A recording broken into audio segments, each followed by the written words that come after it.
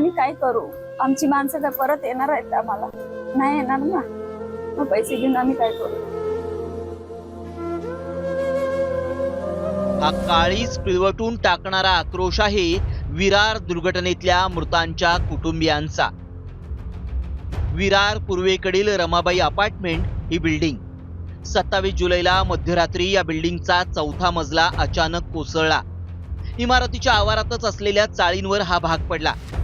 या दुर्घटनेत आतापर्यंत 17 जणांचा मृत्यू झालाय आणि तब्बल 46 तासांनंतर हे बचाव कार्य संपलं। यातील काही जखमींवर उपचार सुरू आहेत। मुख्यमंत्र्यांनी ही घटना दुर्दैवी असल्याचं म्हटलंय। राज्य सरकारनं मृतांच्या नातेवाईकांना 5 लाखांची मदतही जाहीर केली आहे। आपत्ती व्यवस्थापन मंत्री गिरीश महाजनांनी जाऊन घटनास्थळाला भेटही दिली।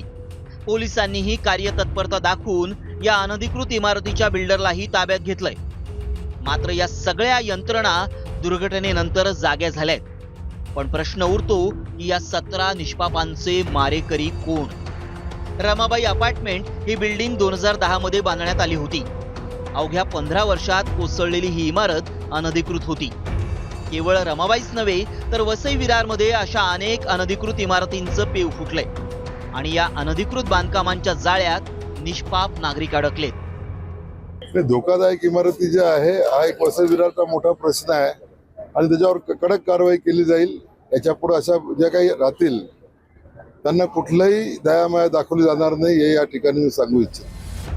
41 अनधिकृत इमारतींवर झालेल्या तोडक कारवाईनं हजारो कुटुंबांना बेघर व्हावं लागलं होतं। त्यात आता विरारमधल्या दुर्घटनेनंतर आजूबाजूच्या अनधिकृत चाळींवरही कारवाई करण्यात आली आहे। त्यामुळे नागरिकांसमोर अनेक प्रश्न उभे राहिलेत। डायरेक्ट बुलडोजर चढवलं ते 8 रूमचा झोपूनच टाकलं।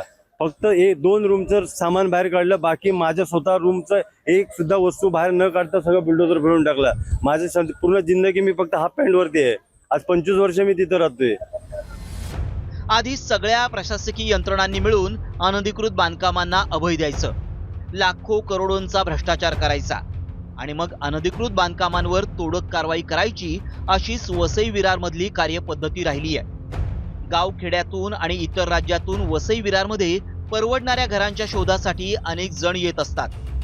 मात्र तिसऱ्या मुंबईची स्वप्न ज्या वसई विरारमध्ये रंगवली जात आहेत तिथलीच भ्रष्टाचारी यंत्रणा निष्पापांच्या जीवावर उठल्याचं रमाबाई इमारतीच्या दुर्घटनेनं अधोरेखित होतंय।